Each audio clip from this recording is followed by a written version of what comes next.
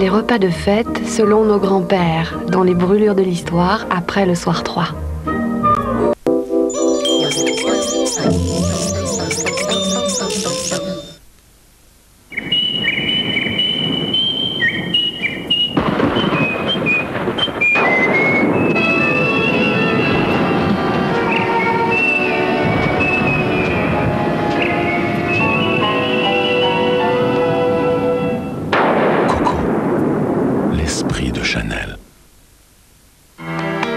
Si vous êtes fatigué, pas en forme, pour vous remettre en forme, faites une cure de Supradine. Supradine, 11 vitamines, 9 minéraux pour remettre votre forme en forme. Supradine est un médicament pour les adultes et les plus de 15 ans.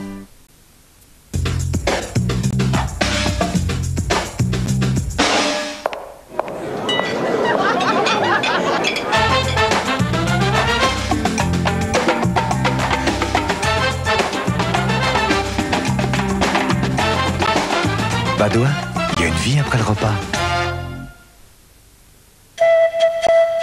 Pure Arabica d'Amérique centrale. Puissance et arôme. Altarica de Nescafé. Ce que j'ai d'abord remarqué chez elle, ce sont ses mains. Leur charme m'a immédiatement conquis, même dans leur maladresse. Un jour, je lui demanderai sa main. Pour l'instant, je suis heureux de la tenir au creux des miennes. Pour protéger ce que vous aimez, gants isotonaires, taille unique, confort unique.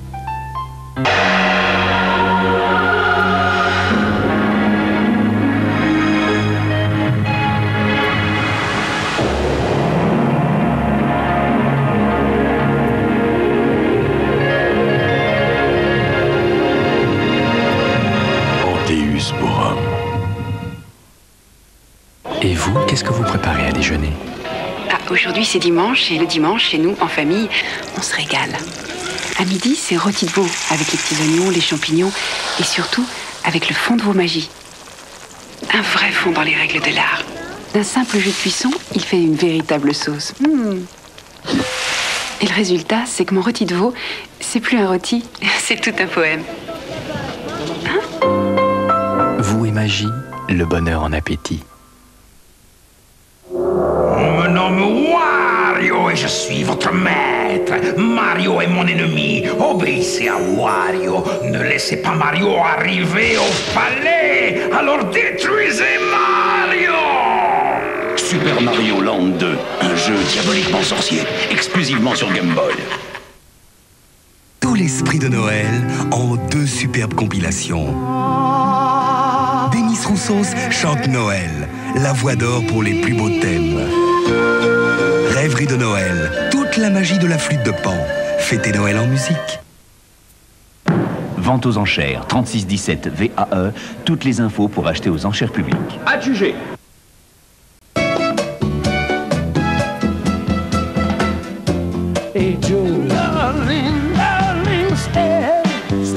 Willy DeVille Live, l'album de tous les classiques de Willy DeVille, disponible en disque compact, cassette et vidéocassette.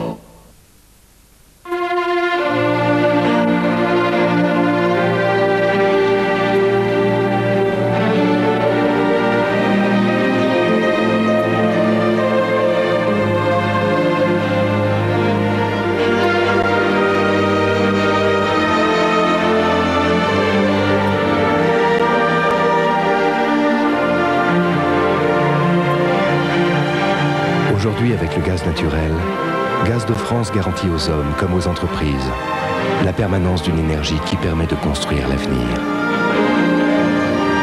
Un avenir fait d'une harmonie toujours plus juste entre l'homme et ce qui l'entoure. Gaz de France, voir autrement, voir plus loin.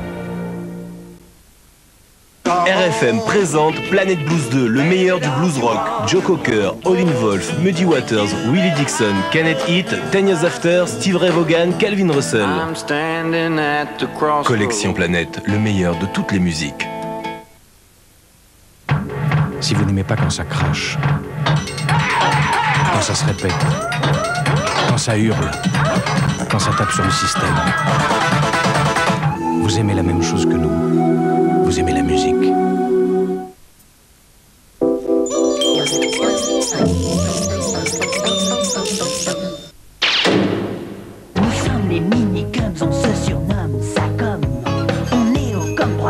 nous on met la gomme. Je suis Nag. Moi c'est Coco. Moi c'est MC. Moi Jojo. Je t'appelle Vanessa, y'a rien qui prenne. Moi c'est Diva, comment ça va? Si on a squatté la télévision, c'est pour montrer au monde nos clips et nos chansons. Mini-Kung Fu, on est la Mini-Kung génération. Mini-Kung Fu, on met du fun dans toutes nos émissions.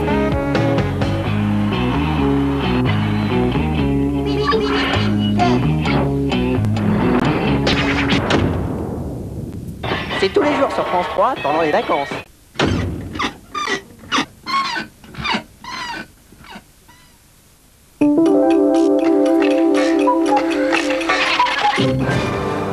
Vendredi, le cirque magique de Corée, un art venu de la nuit des temps.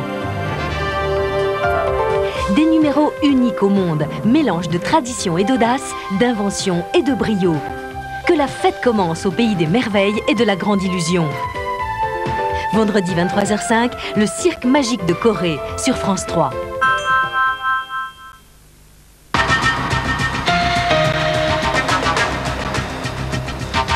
L'année dernière, à Séville, 7 régions de France, d'Italie, d'Espagne, de Tunisie et du Maroc signaient la charte du bassin méditerranéen. Au cœur de ces régions, cette mer, malade de pollution, mais aussi symbole d'unité. Un an après, où en est cette charte? Pour y répondre, Jean-Claude Gaudin, le président de la région Provence-Côte d'Azur, et Abderrahmid Echek, ambassadeur de Tunisie à Paris. Bonsoir à tous. Les passagers du TGV Valenciennes-Paris se souviendront certainement longtemps de ce 21 décembre. Leur train a déraillé alors qu'il roulait à 300 km/h du côté d'Amiens. Bilan, quelques contusions et un miracle de la technique, car le train est resté debout. Hervé Dino. Le compteur du TGV Valenciennes-Paris indique 300 km/h. Soudain, le conducteur ressent un choc. 4 des 5 wagons viennent de sortir des rails. Il actionne immédiatement le système de freinage et 2 km plus loin, le TGV s'immobilise. Fort heureusement, les voitures ne se sont pas couchées sur le ballast, aussi ne déplore-t-on qu'un blessé léger. Une passagère souffrant d'hypertension a également dû être hospitalisée. 30 secondes qui ont été interminables. La crainte, c'était de se coucher, puis on a du mal à réaliser ce qui s'est passé. J'étais dans le wagon numéro 5, celui qui est sorti de la voie. On a eu l'impression effectivement que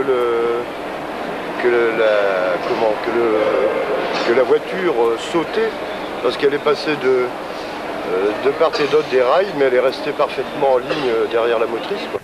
C'est un affaissement de terrain dû aux fortes pluies de ces derniers jours qui est à l'origine de ce déraillement. Lors du passage au-dessus de ce trou de 4 mètres sur 7 et de 2 mètres de profondeur, le train n'a pu maintenir une trajectoire parfaite. La rigidité de la rame, cette articulation nous a sauvés. La rame indéformable a bien tenu et je pense que là, c'est un aspect positif de la technique TGV. À la différence des trains classiques où chaque voiture est indépendante, les TGV sont équipés de bogies qui relient ensemble 2 voitures et qui permettent donc de rigidifier l'ensemble de la rame, dite alors indéformable.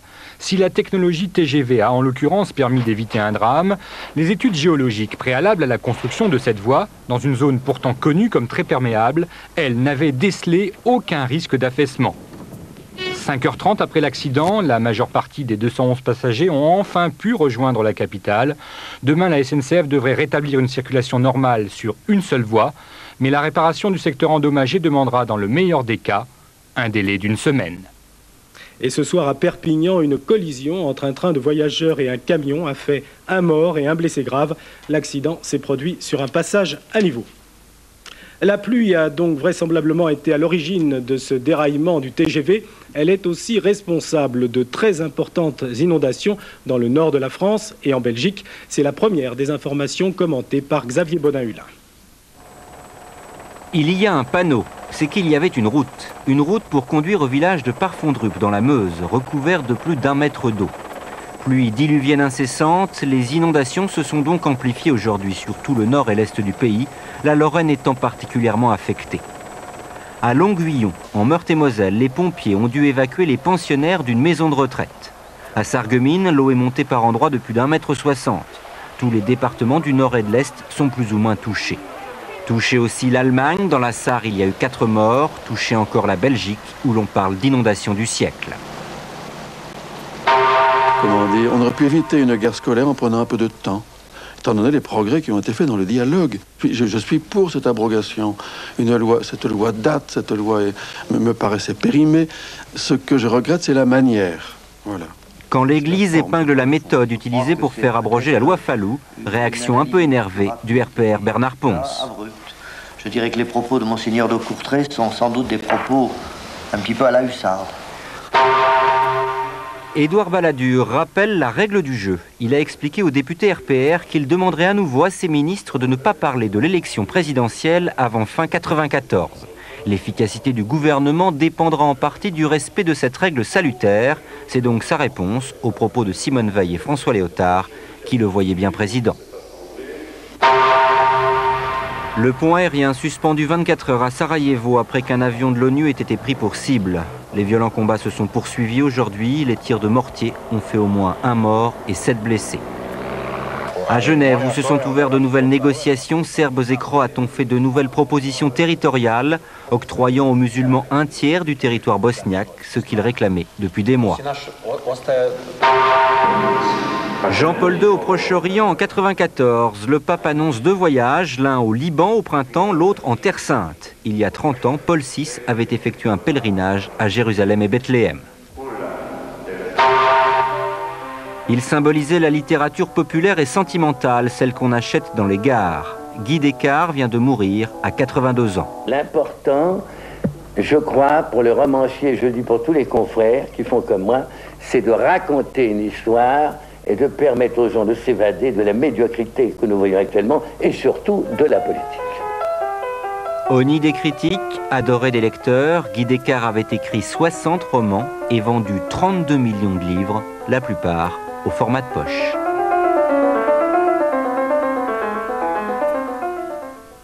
Il y a un an, à Séville, 7 régions du pourtour de la Méditerranée signaient une charte de coopération, la charte du bassin méditerranéen.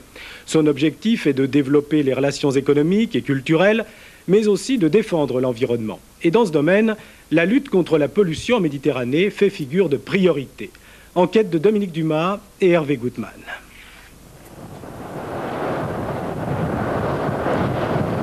Si la Méditerranée nous donne cette impression suave d'éternité et d'infini, hélas, cette mer fermée est maintenant menacée. Les causes les plus directes, les pollutions industrielles ou accidentelles, notamment ces marées noires toujours trop fréquentes, comme nous le rappellent ces images du pétrolier Haven qui s'était échoué en avril 91 dans la zone Ligure, au large de Gênes. En novembre dernier, en Avignon, lors des États généraux sur l'environnement, une charte avait été signée à l'initiative de la région Provence-Alpes-Côte d'Azur. La Méditerranée sera préservée et protégée. Tous les pays et régions riveraines se sentent impliqués, notamment pour le rejet des fleuves dans la mer. Scientifiques et responsables économiques se sont associés au sein d'un club baptisé Potamès, un club qui doit veiller et éviter l'irréparable.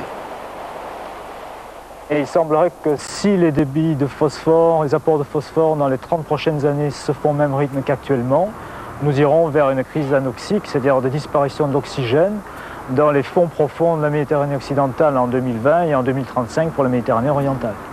Phosphore ou d'autres substances. Ces taches claires photographiées par satellite nous montrent l'impact des rejets d'eau et de polluants des 10 principaux fleuves méditerranéens.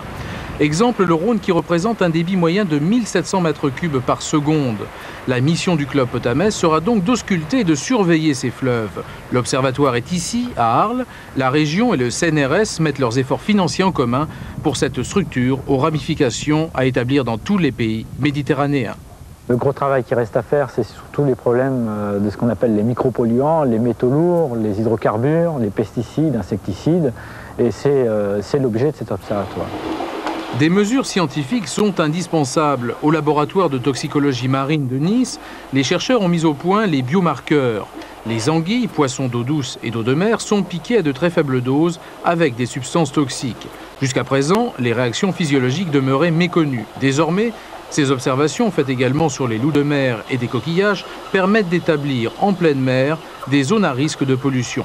Déjà, de nombreux scientifiques originaires de tous les pays méditerranéens sont venus étudier ces biomarqueurs dans le laboratoire niçois. Ce sont des marqueurs d'alerte précoce. C'est-à-dire qu'ils vont permettre donc d'intervenir très rapidement au moment d'une altération et au moment de la présence d'un polluant. D'autre part, ça va permettre d'identifier le type de pollution. Ce sera des métaux lourds, des PCB, des hydrocarbures. Mais la science ne suffit pas si une coopération interrégionale ne se met pas en place. Ici, en Italie, à Gênes, 30 millions de tonnes d'hydrocarbures sont chaque année stockées ou transportées. L'industrie demeure indispensable pour l'économie, mais une meilleure compréhension pour lutter contre les pollutions doit faire le reste.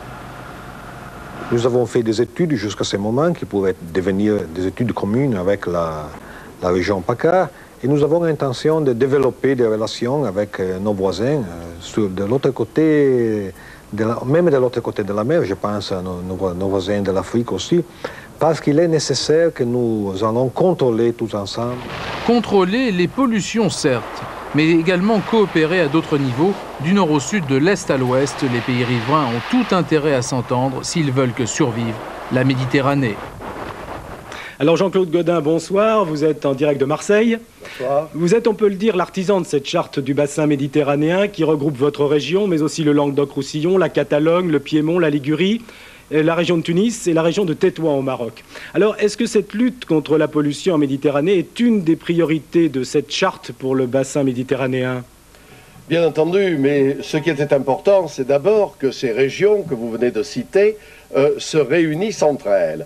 Et des liens d'amitié, des liens économiques, des liens culturels. Alors je rassure tout de suite ceux qui peuvent s'inquiéter, nous ne nous substituons pas en aucune manière à la diplomatie conduite excellemment sous l'autorité du Premier ministre par le ministre des Affaires étrangères de notre pays, M. Juppé. Simplement, dans le cadre d'une loi, nous avons une coopération décentralisée qui porte notamment, comme vous venez justement de l'expliquer, sur le problème des eaux, sur le problème des déchets, sur le problème de l'épuration sur notre littoral. Voilà ce qui nous rassemble. Alors, Monsieur Gaudin, on a bien compris le message, ce sont des coopérations de région à région. Tout à fait conforme à la loi de la République. Ici, à Paris, Monsieur l'ambassadeur de Tunisie à Paris, Monsieur l'ambassadeur, bonsoir. La région de Tunis que vous représentez a-t-elle les moyens de lutter contre la pollution en Méditerranée? Est-ce que vous êtes vraiment très concerné par cette pollution qu'on a vue,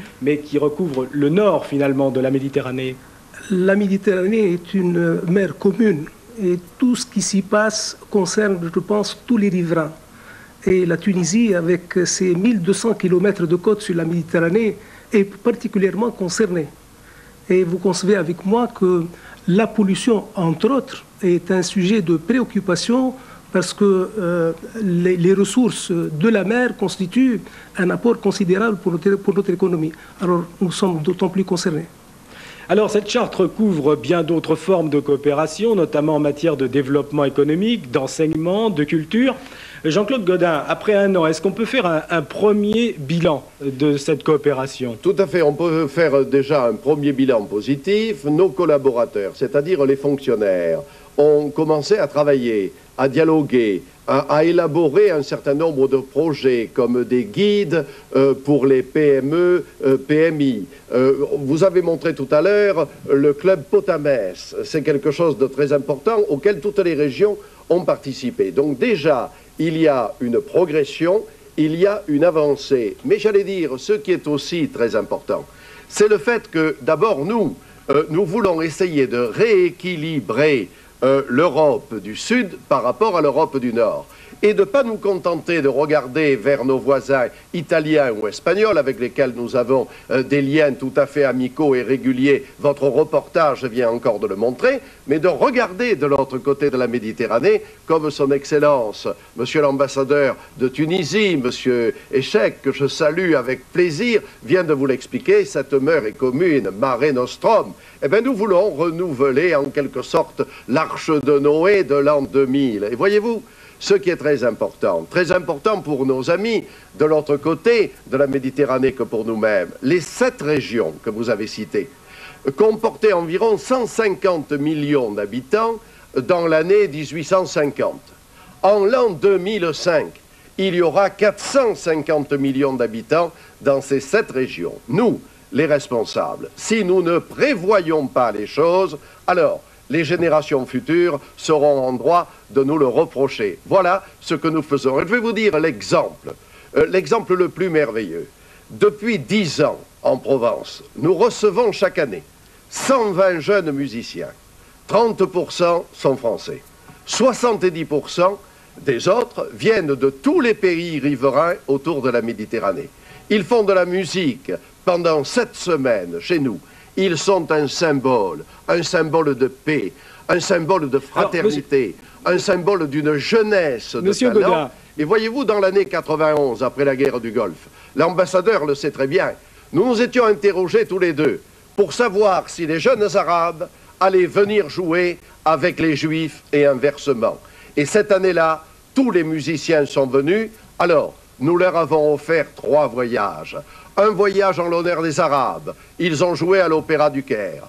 Un voyage à Jérusalem et à Tel Aviv pour les Juifs. Et moi-même, je les ai conduits chez le pape à Castel Gandolfo dans l'année 91. Bon, voilà un symbole très fort. Et c'est très bien, ça, dans notre République d'aujourd'hui, de voir la fraternité aller au-delà de nos frontières. Alors voilà, ça c'est très bien, c'est très bien. Bon, c'est un symbole, vous l'avez dit, que des jeunes de tous ces pays-là, de toutes ces régions fassent de la musique ensemble. Mais peut-être, et là je me tourne vers monsieur l'ambassadeur de Tunisie à Paris, que son pays attend plus que de faire de la musique. Il attend, j'imagine, une aide dans le domaine économique et dans le domaine de l'enseignement. Quelle forme d'aide pouvez-vous attendre, monsieur l'ambassadeur ? Je voudrais rejoindre le président Godin pour dire que la charte du bassin méditerranéen qu'il a initiée, elle s'inscrit directement dans le cadre des options tunisiennes, et spécifiquement dans le cadre de la politique tunisienne en la matière qui est préconisée par le président Ben Ali depuis 1988 et qui repose sur le partenariat et le co-développement. Partenariat dans le domaine économique, co-développement dans le domaine économique, culturel, parce que cette mer, quand même, qui nous unit, a tracé l'histoire commune de tous les peuples de la Méditerranée. Et nous attendons beaucoup, comme le dit le président Godin, de cette coopération en matière culturelle et de ce partenariat économique qui est de nature à développer toutes les régions méditerranéennes, et particulièrement celles du Sud, et qui ont besoin d'établir un équilibre économique entre le Nord et le Sud. Monsieur Echec, on sait que votre pays lutte contre la montée de l'intégrisme. Est-ce que ce genre de coopération peut vous aider dans cette politique? Parfaitement. Vous savez bien que l'intégrisme puise ses ressources chez les populations déshéritées. Et la Tunisie a su maîtriser ce phénomène en adoptant des mesures sécuritaires, certes, mais qui n'auraient jamais été suffisante si elle n'était accompagnée de mesures économiques efficaces et d'une politique économique qui repose sur des facteurs tels que la libéralisation de l'économie, tels que la réhabilitation du secteur privé, tels qu'une répartition aussi juste et équitable que possible des revenus de ce développement. Jean-Claude Godin, vous avez parlé tout à l'heure de cette coopération du Sud vis-à-vis du Nord. Est-ce qu'on n'a pas l'impression que vous êtes en train de faire du lobbying, je dirais peut-être presque vis-à-vis des fonctionnaires de Bruxelles? Vous savez, ça n'est rien de scandaleux. Il y a une dorsale entre Londres, Paris et Milan. Il est naturel qu'au Sud, nous nous organisions aussi. Et récemment, avec CSA, nous avons fait un sondage pour savoir si notre charte de Séville était approuvée. Elle l'est très largement. Mais il y a une inquiétude. Nos compatriotes dans le Sud disent que l'Europe n'en fait pas assez. Alors je suis mal placé aujourd'hui parce que justement, aujourd'hui, c'est exceptionnel, mais ça arrive, nous venons d'apprendre que l'Europe allait nous dégager un certain nombre de crédits. Mais c'est naturel que nous soyons unis, c'est naturel que nous soyons ensemble, et je le dis à mon ami, monsieur l'ambassadeur de Tunisie, en répondant d'ailleurs à une de vos questions. Nous, par exemple, nous sommes bons pour la formation. nous savons faire ce genre de choses. Pourquoi n'irions-nous pas un peu dans les pays du Maghreb exporter notre savoir-faire? Vous savez, ce serait mieux souvent de former là-bas, dans ces pays si accueillants, si chaleureux, des hommes et des femmes afin qu'ils puissent travailler sur place dans leur pays et ne pas croire simplement qu'en traversant la Méditerranée, ils vont trouver le paradis. Ça, c'est un aspect, l'aspect fraternel. L'aspect d'union des races, d'union des peuples est très fort. Et voyez-vous, tout à l'heure, vous parliez à l'ambassadeur des risques de l'intégrisme. Eh bien, nous avons aussi, ici à Marseille, une grande association qui s'appelle Marseille Espérance, qui rassemble toutes les forces religieuses, à la fois des pays musulmans et à la fois de nos pays. Et vous savez, cette association, au moment de la guerre du Golfe, a été drôlement efficace parce que nous n'avons pas connu, notamment à Marseille où l'immigration est très forte, chacun le sait, des soulèvements ou des irritations ou encore plus des aspects racistes des choses. Eh bien, je crois que ça aussi, c'est très important, Monsieur Tripot. Très bien, Monsieur l'ambassadeur, Monsieur Gaudin, merci. Une dernière question, Jean-Claude Gaudin. Elle concerne l'actualité française. Que pensez-vous des déclarations des deux ministres d'État, Madame Veil et Monsieur Léotard, au sujet Je croyais de Monseigneur de Courtrai, j'entendais mal d'ici. Non, non, ah bon. Des déclarations de Madame Veil et Monsieur Léotard intronisant en quelque sorte Monsieur Balladur comme présidentiable. Oh, la première réponse, c'est que je ne crois pas que ces remarques, que ces déclarations aient été concertées. Mais vous savez que j'aime beaucoup le Premier ministre. Le Premier ministre a passé toutes ses études secondaires, a fait toutes ses études secondaires à Marseille et pendant la première cohabitation, nous nous sommes liés beaucoup d'amitié. Je respecte le Premier ministre, je crois qu'il a donné des consignes à ses ministres et aux responsables de sa majorité, dont je fais partie, ne pas parler des élections présidentielles avant 94, la fin de l'année. Alors, Monsieur Tripot, vous n'obtiendriez rien d'autre de ma part. Mais s'il fallait commenter les déclarations de Monseigneur de Courtrai, volontiers, même sévèrement. Bon, on a compris, Monsieur Gaudin, que vous n'étiez pas d'accord avec Monseigneur de Courtrai. Merci à vous. Nous allons voir maintenant quelles étaient les tendances sur les marchés financiers français et américains.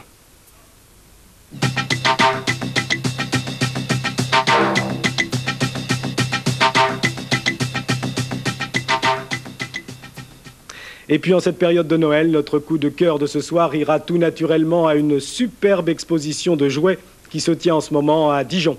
Des centaines de jouets du XVIIIe et du XIXe siècle appartenant au musée de Canet en Roussillon et qui pour ces fêtes de fin d'année sont rassemblés dans la salle des États de Bourgogne. Des poupées, mais aussi des chemins de fer, des automates, des merveilles de précision et d'invention qui jadis ont fait la joie des petits-enfants et de leurs parents, du moins de ceux qui avaient les moyens de leur offrir. Cette exposition est ouverte jusqu'au 2 janvier prochain à Dijon.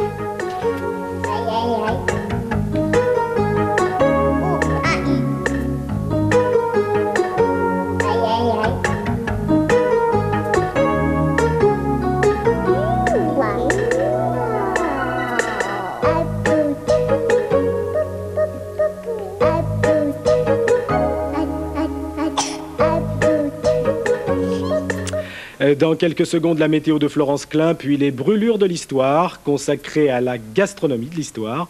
Demain, à 12h, 12h45, Catherine Matoche, à 19h, Élise Lucet, et j'aurai le plaisir de vous retrouver à 22h10. Bonsoir et à demain.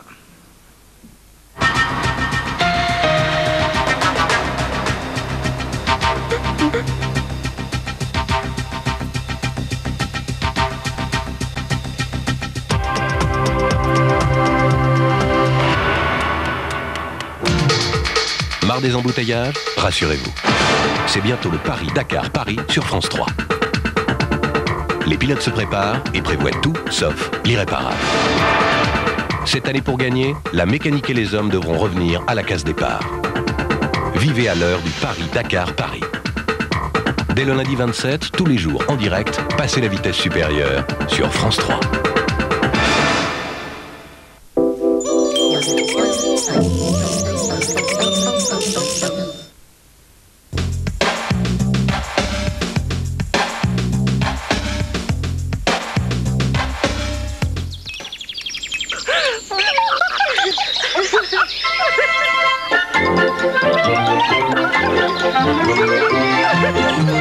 Padoa, il y a une vie après le repas. Voici Mini Doux Éco-Compact, l'adoucissant compact immédiatement prêt à l'emploi. Un petit bouchon suffit et hop, directement dans la machine. Quand c'est si doux, c'est forcément Mini Doux. Voici un verre de blé d'Illet. Ce n'est pas un verre de lait comme les autres. Parce qu'un verre de blé d'Illet, c'est plus de fer, plus de vitamines, plus d'acides gras essentiels pour favoriser la croissance naturelle de votre enfant. Rendez-vous dans 20 ans. Blé d'Illet, ça promet. Blé d'Illet, le lait de croissance de Blédina. Blédina, Blédina.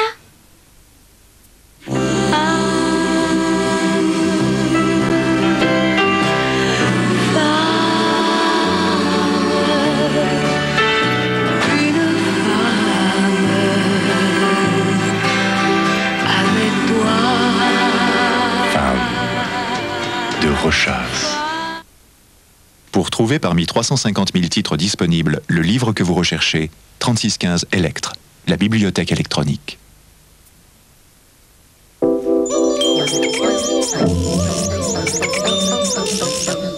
Chacun d'entre nous a le droit et le devoir de s'exprimer. Pour voter l'an prochain, vous devez vous inscrire sur les listes électorales au plus tard le 31 décembre.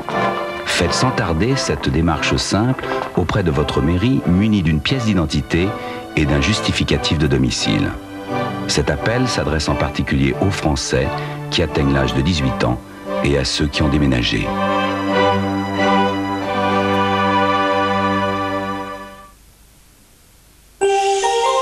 France 3 avec groupe digital, télé, IFI, vidéo, le temps des fêtes.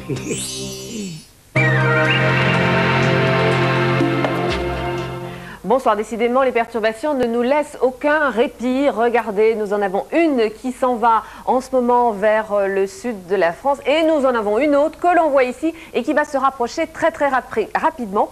Elle arrivera sur la Bretagne en deuxième partie de nuit et on va la retrouver sur le nord-ouest du pays demain matin. Elle va donner des pluies encore assez fortes au nord de la Seine et des pluies un peu plus faibles sur le reste de la moitié nord. Du vent fort toujours avec des rafales à 100 km/h sur la Bretagne, sur les côtes de la Manche et 70 à 80 km/h dans l'intérieur. Dans l'après-midi, cette perturbation va traverser la France. On va la retrouver sur l'est avec des pluies assez fortes ici sur le nord-est et des chutes de neige à partir de 600 mètres sur le relief de l'est. Sur l'ouest, toujours de la pluie et des rafales de vent à 90 km/h, 60 dans l'intérieur. Quelques éclaircies vont quand même revenir sur la Normandie en fin de journée et le ciel va s'épaissir. Les nuages vont devenir de plus en plus nombreux sur la moitié sud avec du Mistral qui devrait souffler à 80 km/h le matin et 60 km/h dans l'après-midi. Les températures demain matin seront un peu fraîches. On va retrouver des gelées comprises entre -2 et 1 degré dans l'intérieur et jusqu'à 4 à 5 degrés sur les côtes. Dans l'après-midi, eh bien, ces températures seront de saison. Nous avons perdu de très nombreux degrés par rapport à hier, 10 degrés à peu près. Nous retrouverons 6 à 7 degrés dans le nord-est, 10 quand même pour Brest et pour Rennes, 14 degrés à Biarritz et jusqu'à 16 degrés à Bastia. Si vous vous déplacez en Europe demain, toujours un peu de neige à Varsovie avec 0 degré, -2 degrés à Moscou, du soleil quand même sur le sud de l'Europe avec des brouillards le matin sur Ankara et sur Madrid qui devraient se dissiper dans le courant de la journée et puis de la pluie sur les îles britanniques. C'est la même perturbation qui passe en ce moment sur la France. Demain, nous fêterons la Sainte Xavière. Si vous voulez retrouver des détails sur le temps de votre département, vous composez le 36 68 1 2 3 4. Très bonne fin de soirée avec nous sur France 3. France 3 avec groupe digital, télé, IFI, vidéo, le temps des fêtes. Les brûlures de l'histoire nous mettent l'eau à la bouche. Rétro Gastro, tout de suite sur France 3.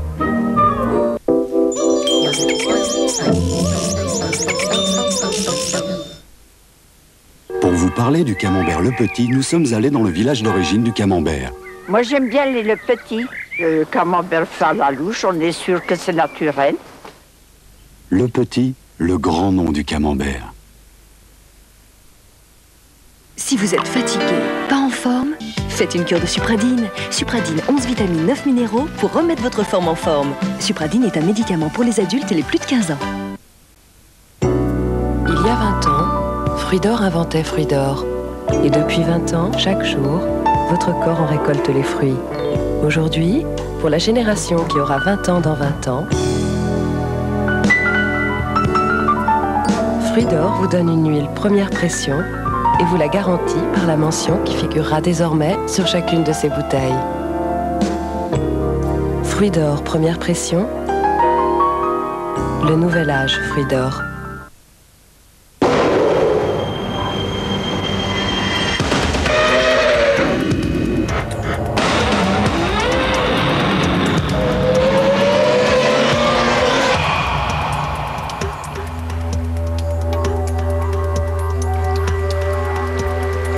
Chez Renault, nous avons des conceptions très diverses de l'automobile. Cette année, nous avons gagné à nouveau le championnat du monde de Formule 1 et créé Laguna. Renault, on gagne à être différent.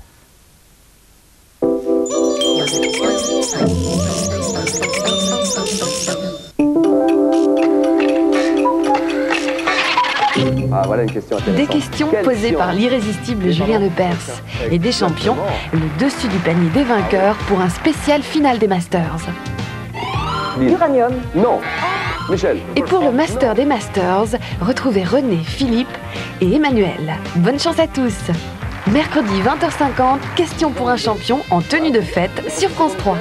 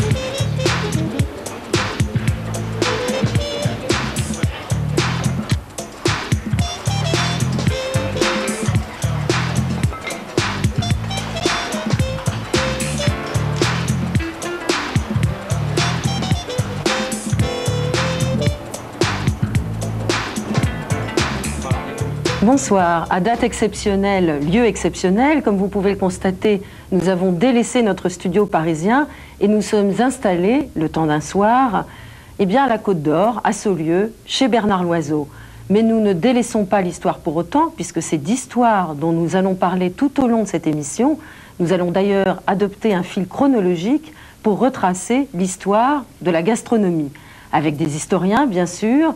Alors, Anthony Rollet, historien, qui va publier l'année prochaine un livre intitulé « À table ». Dieu,